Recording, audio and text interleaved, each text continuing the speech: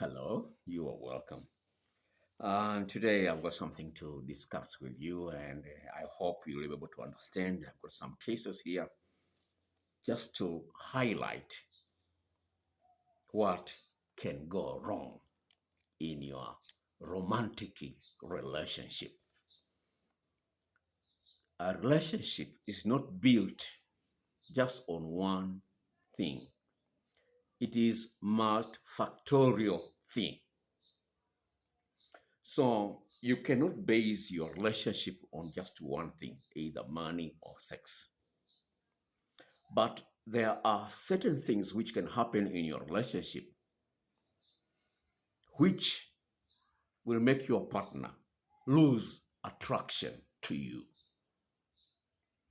When you start a relationship, everyone is attracted to his partner or to her partner. There's a very strong attraction and great feelings between the two of you.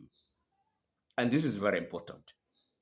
You cannot start a relationship with, with someone you are not attracted to. And therefore, you cannot maintain or sustain a relationship without a continuation of being be attracted to your partner. Whatever kills the attractions need to be dealt with quickly. Whatever your partner tells you that I don't like this, or if you descend without even being told that this is something which my partner likes, you need to do it. The thing is, when you start depending upon your own feelings to sustain your relationship, you will lose. You will lose. You can't depend upon your feelings to sustain any relationship. You can never, ever. Just like going for exercise, going to the gym. It doesn't bring you good feelings. You need to learn how to discipline yourself to overcome your inner states of resistance to what you know what is right. Someone say, do what is right, not what is easy. If you're always focusing on what is easy, you can never sustain a relationship and you can never be happy. You can never be happy. You always be anxious because you always be trying to control outcomes. And you become anxious whenever you are trying to control outcomes. In any situations, you will lose because you're not God. You can control people, you can control things. So the first step to be able to maintain or sustain a good relationship is to remember that a relationship is not sustained by your feelings. You need to be intentional. You need to be intentional. So you need to be intentional in such a way that whatever you feel that this is important to my partner, you do it without consulting your feelings. The moment you live by consulting your feelings, you are a loser, a terrible loser. And someone said, losers follow the path of least resistance. That's why you can find it in the internet. Loser follow the path of least resistance. Now, if you want to be a loser, be, be dependent upon your feelings. Because feelings always doesn't tell you what is right. It might just suggest. And as human beings, we are wired to prefer comfort. We need to remember that. We are wired to seek what is easy, what is comfortable, which doesn't give us a lot of stress, which we don't have to strain ourselves. That's how we've been wired. And therefore, if we want to live a satisfied life, following easy way always doesn't pay. But not only so, being afraid of making a mistake. A lot of people are anxious because they don't want to make mistakes. And as you've heard, the narcissistic, even if they made a mistake, a person who is very self-centered, Even if they made a mistake, they'll always find an excuse to justify it. And that's evil. That's evil. Now, listen to this case before I say a lot of things. I've already spent 5 minutes there. Listen to this case. Doctor, I am 27 years old lady, married to a 29 years old man. We have been married for 3 years. I know it isn't a super long time, but I just feel so exhausted trying to make things work. What originally attracted me to him was his kindness. He would open doors for me and take me on dates and do gentleman-like things. I never thought looks were important, but now that the honeymoon phase has worn off, I'm just not attracted to him physically. He is literally perfect on paper and will do anything for me, but my connection to him is now broken. He is still kind and nice, but anytime he tries to touch me, I find myself being repulsed or annoyed. He is trying to touch me many times, but I turn him away. Part of it has to do with telling him what I like and what I want in bed, and he just completely ignores it.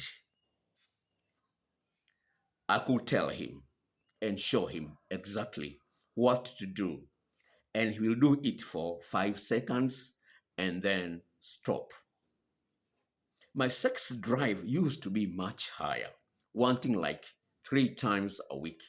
But by last year, it went down to once a week, and now drastically to not at all.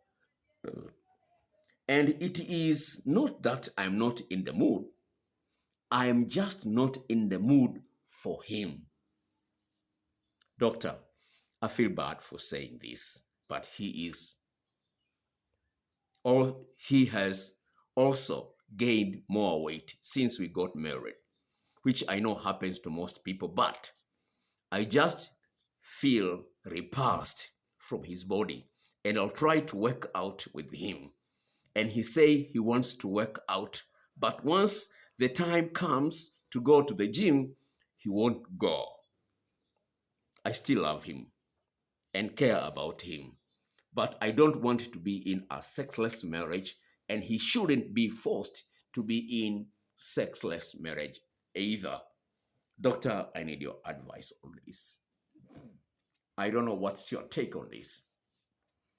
But when this lady says, I don't want to be in a sexless marriage, and he shouldn't be forced to be in a sexless marriage. I wonder if you understand it. It means if she stays in this relationship, she needs to accept that sex is not important. But if she stays in this relationship and she is repulsed, annoyed to have sex with her husband, then the husband will be forced to be in a sexless marriage, which she doesn't want to happen. She doesn't want to happen. As I said earlier, you need to know that you need to give priority to your partner in any area of your life. You need to be very considerate of his or her needs. If you play down her needs and don't give her needs as she expects them, she will become resentful, and that's not a good thing. And when someone becomes resentful, then automatically the feelings goes away. Yeah, I just want to tell you this. In 1991, all the scientists in the whole world, all scientists agreed that the whole universe is filled with electromagnetic field. Wherever you go, there's no vacuum. There is no vacuum.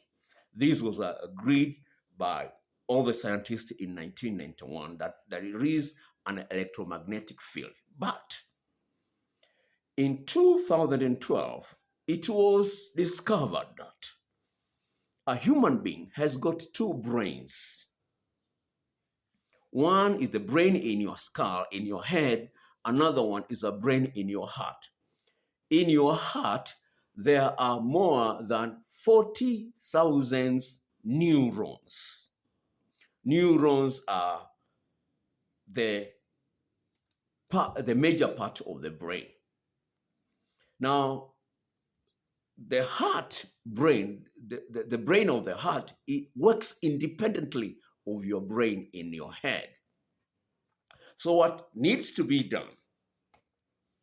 You need to establish what the scientists are calling heart and brain coherence. And that's why you can find someone wants to stop drinking alcohol, but his brain tells him that alcohol is bad or smoking is bad.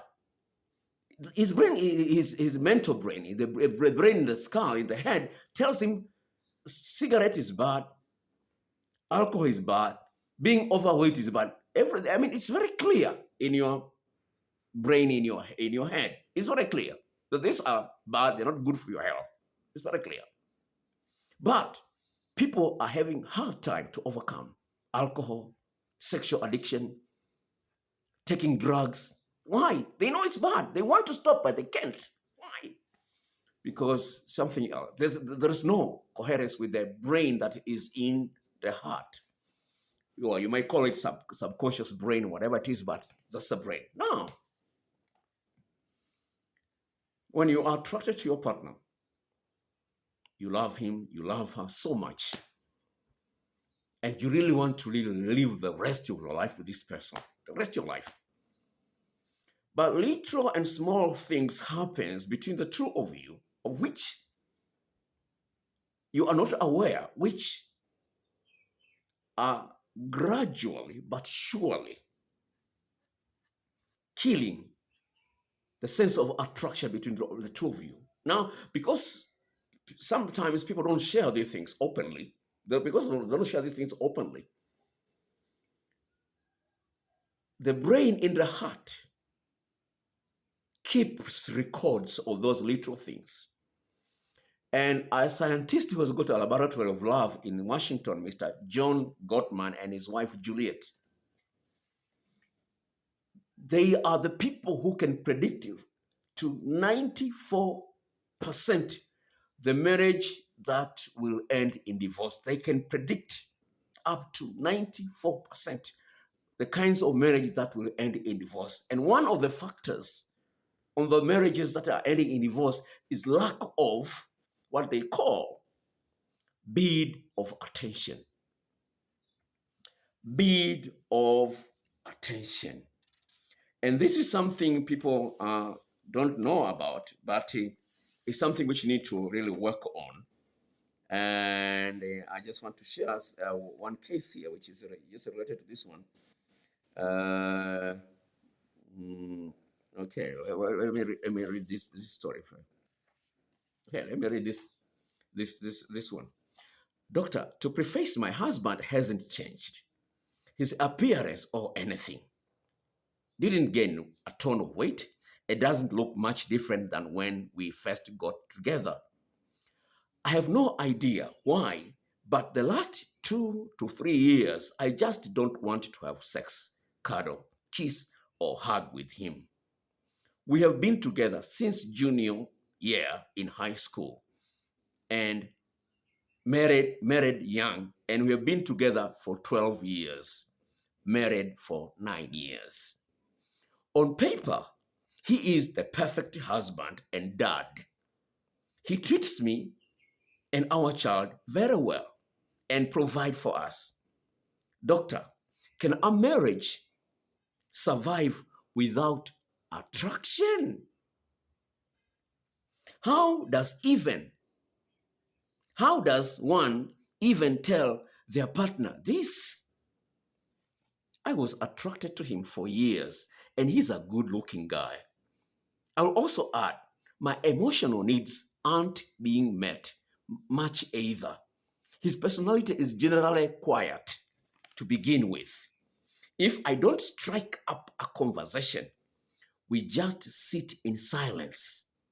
He will talk if I get it going, but if it but if it but it is exhausting always to be the one to start a conversation. Most night we are just on opposite sides of the couch, not saying a word to each other's.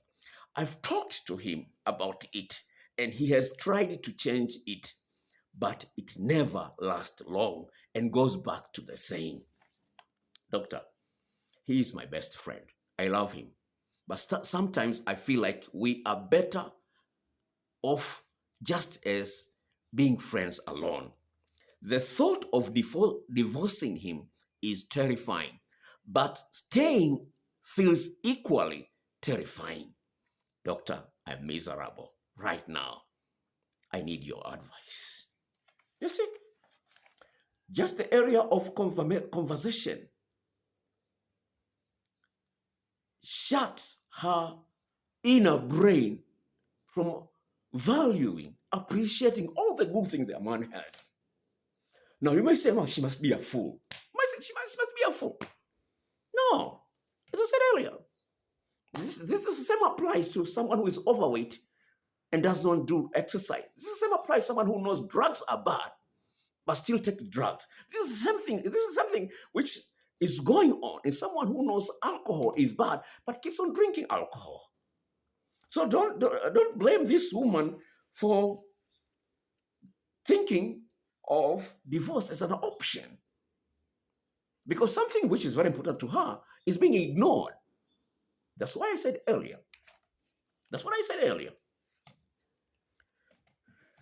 Do what is right, not what is easy. Don't say I'm just me, I'm just an introvert.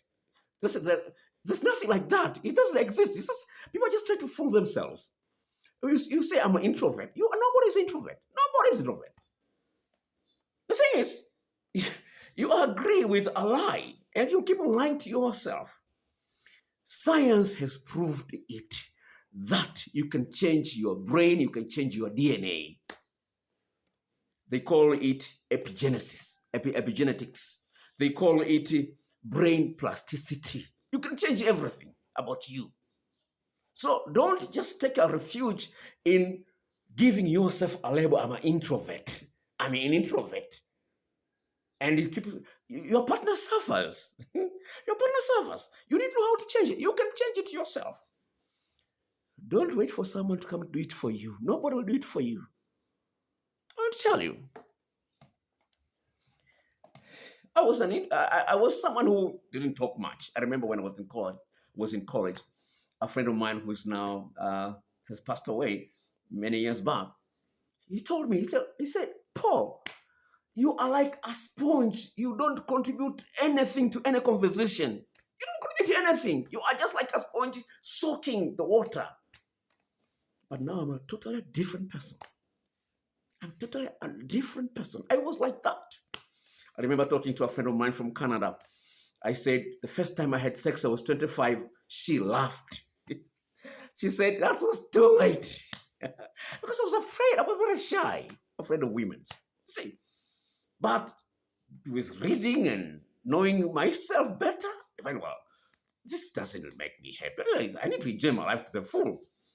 So you can change yourself. Don't say, oh, I'm an introvert and you don't have time. You're afraid of talking to people.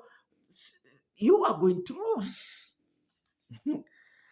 Okay, so I just say, please remember, you can change yourself and be a better person, no matter what you've been through in your past life. No matter what you've experienced in your childhood, you can change yourself, and the evidence is so great in the scientific community. And therefore, this woman says, listen to this one. What she says, she says, if I don't strike up a conversation, we just sit in silence. You see? He will talk if I get it going, but it is exhausting always to be the one to do it. You may not know it that your partner is getting exhausted. You may not eat. You may not be told. You will not be told this. You will not be told this. If you're waiting to be told, you are in a serious trouble. Listen to this one. I thought my wife was the best thing in the world. And honestly, she is a sweetheart and great at communication. But the attraction is definitely not there at all. This is another topic coming over to you when your physical attraction is dead. That's another topic which is coming up very soon. Please, if you're watching this video for the first time, please be be please subscribe. Please subscribe so you won't miss the next video, which is about when the physical attraction is withering. This is the next video. This topic for next video. So let's continue. Let's continue. Listen to this another case here. Doctor, it is strange how a loss of mental relationship can absolutely destroy the physical appeal of a person. I remember being young and naive and wondering how a person could divorce or not be attracted to a supermodel or the like. Now, I know it happens emotionally and mentally first. If you compare the beginning of our relationship with my ex to the end of it, it is night and day. It is absolutely emotional and mental. It is wild. I was so attracted to him at first, but after we had babies that he didn't help with, I honestly thought my sex drive was broken and everything was wrong on my side. I started cheating with someone from college, and it turned out that my sex drive is absolutely fine. I never would have known otherwise and would have continued blaming myself. You have heard it. This is what is going on in people's minds. It's very important to remember having quality time together. That's why taking your wife or your husband for a date is very important. That's the time your partner might be able to reveal his feelings or her feelings about certain issues in your relationship. But you need to create an environment where your partner feels safe to open up to you. If you haven't created an environment where your partner feels safe to open up to you, this is what will be going on in her mind or in his mind, but you won't be told about it. And therefore, because you don't know it, you will think things are okay and you will be blindsided. Listen to this one. My husband is not a good looking guy at all, but I was attracted to his personality, which has changed over the years, and now he's just an asshole. First, he was an asshole to the kids, and that was a huge turn off. Then once I wasn't meeting his sexual need because I was turned off, he became an asshole to me too. And now he is most unattractive person on earth. Okay? So you hear it. You started very well. And everything was rosy. But gradually, things turned sour. So what needs to be done?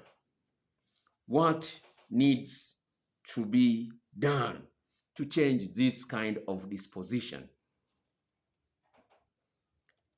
Just imagine, as I said earlier about the John Gottman and his love laboratory in Washington. There are a lot of things which need to be done. and you need to learn them. But because you are blind to most of the things which are going on in your partner's heart, and you are not bothered even to find out what is going on, you'll continue to live as if things are okay when they are not okay. And then one day you'll be amazed at the decisions your partner makes. Look at this one. Someone said, my wife is very attractive, but once the mental and emotional ties was broken, it simply did not matter. People have different experience in their personal lives.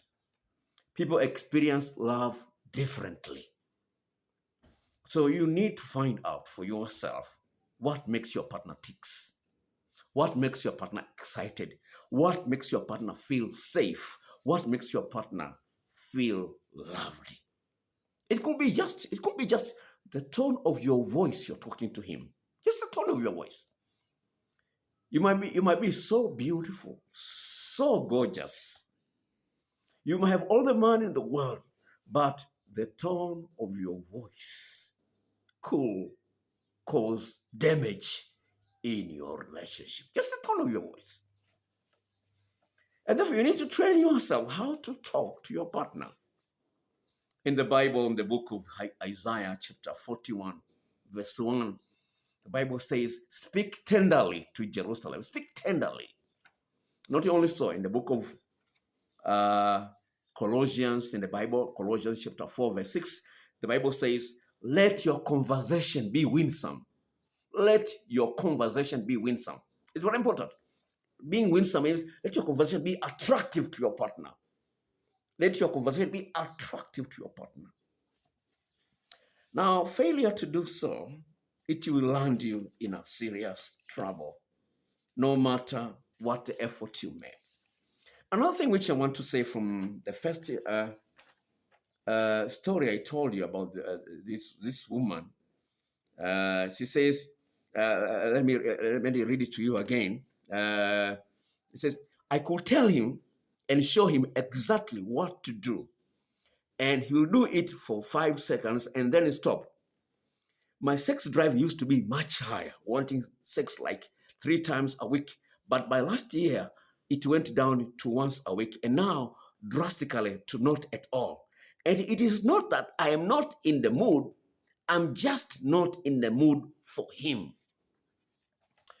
As a man, as a woman, in a romantic relationship, you need to know the erogenous zones of your partner. A woman needs to know that her husband has 14 erogenous spots, which have got a lot of nerve endings, which can be stimulated to make things more pleasurable. A man needs to know that a woman has 17 erogenous zones. Now, if you don't know those spots, you just know only 4 of those. As I said a woman needs to know 14 spots in a man's body, and a man needs to know 17 spots in a woman's body. Just imagine if you just only know 4. In a long-term relationship, your partner will know, will always know. You'll be predictable. He will know, she will know where you will start and where you will end. And that's become boring in a long-term relationship. Just imagine an exam of 17 questions and you answer only 4 questions. Will you pass that exam? And that's what this is the complaint of this woman. I said, I'm not in the mood